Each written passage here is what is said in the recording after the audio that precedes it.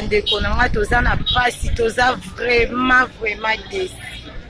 Toza déçu na bandeko na biso mibali toyebi te na ba comportement na bango o bakomi kosala na Kinshasa, bakomi komela bagene, babiloka makasi bazododo, babiloka makasi banzete so banini tala tina niveau wana mwana bato okati evi kaka boye na age ya 5 ans kini eza ya kokufa, kini eza ya kobeba mpona makambo ekweli biso esali biso ya pasi toleli tosepeli yango te sunga bamoinanga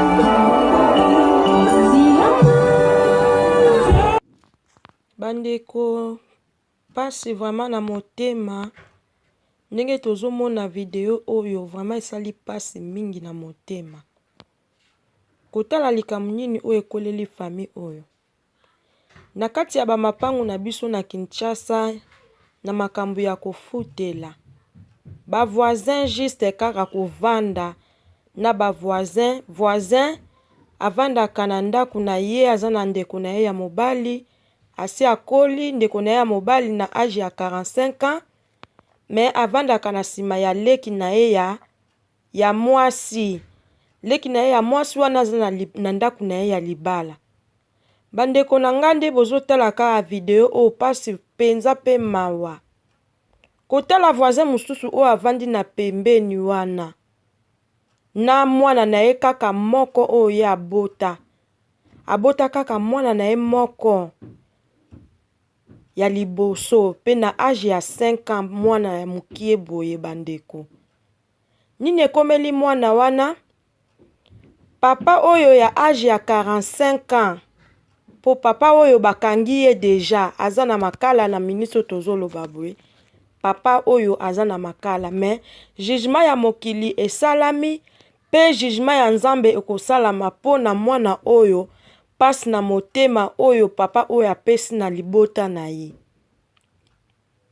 Mwana oyo akotaki papa oyo apesaki ye juste lipa po wana ezali ndenge baninga na ye ndenge batémoignaki.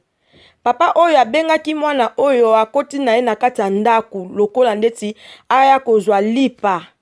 Kokota mwana wana akoti na ndaku papa oyo abebisi mwana na sima pe na liboso na ye ya bomwasi.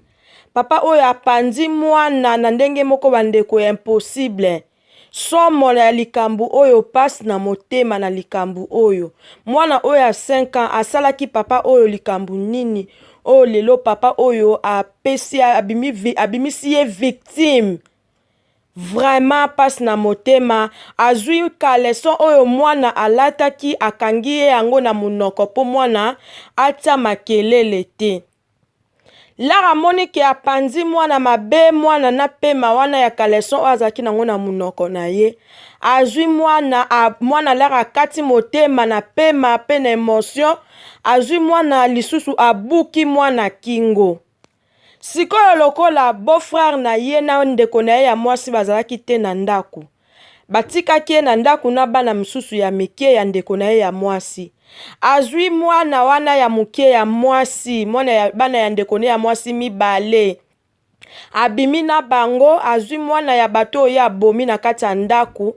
Akangeli ye na kati ya ndaku bandeko botala pasi na motema. Model nini batu ya bazana kindoki na mitema na bango.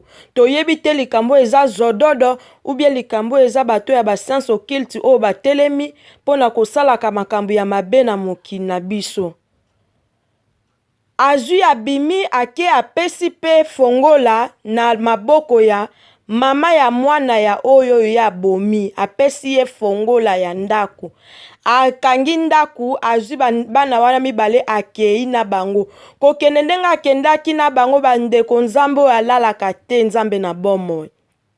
Ake kosimba mitema ya bano ya mike oyo atambolaki na bango na kati ya taxi bis. Bandeko boyebi ndenge taxi bis ndenge ezalaka na kati ya bamituka na biso totambolaka nango na mboka ya Congo.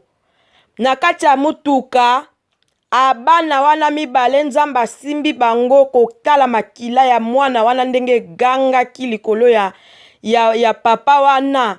Makila ya mwana wana gangaki lokola makila ya Abel ndenge gangaki epa ya Kaina.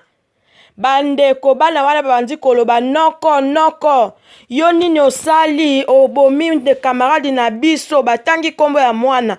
Nakoki kotanga kombo ya mwana wana te po na bombi yango eza privé. Yo osali boye pona nini pona muninga na biso ozwi okangeli obomi ye obuki ye kingo bongo akufi. Ozwi otiki ye na kati ya ndako okangi ye na kati ya ndako na biso pona nini. Noko faki obimisa ye otia ye libanda. Batu na kati ya taxi bisi bandeko na ngai nde bozoyoka. Bakomi kirie balobi baye ba problème nini ba meki ko to ba chauffeur kanga na nous receveur kanga na nous nini porteur na yo bien toyoka na likambo na nous chauffeur kata na nous mutuka nanu kata nanu makambo eza awa. Bana problème nini bana babandi ko rencontrer likambo nini o esalami onoko uti ko sala na sima mkongo na ekuna.